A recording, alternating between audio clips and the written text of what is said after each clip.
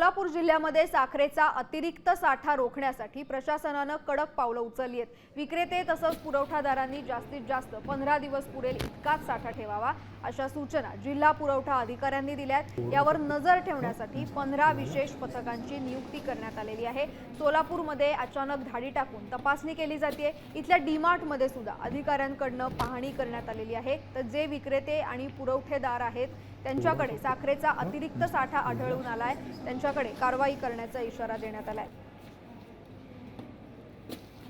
Sir काय सांगाल, आपण पाहतोय दिवसेंदिवस साखरेचे भाव जे आहेत ते गगनाला भिडत असताना चित्र पाहायला मिळते। काही दिवसानंतरच दिवाळीसारखा मोठा सण येतोय आणि त्या अनुषंगानं आपल्या विभागाकडनं काय निर्बंध लावण्यात आलेले आहेत किंवा कुठल्या पथकं तुम्ही स्थापन केलेले आहेत? केंद्र शासनाच्या अन्न व नागरी पुरवठा विभागातर्फे एक 19 ऑगस्ट 2026 एक नोटिफिकेशन आलं आहे।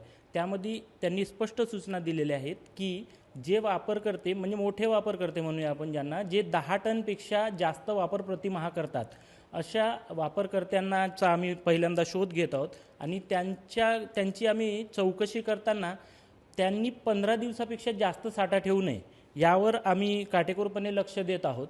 कॅप्टन नागेश चिप्पासह विश्वभूषण लिमय, साम टीव्ही न्यूज।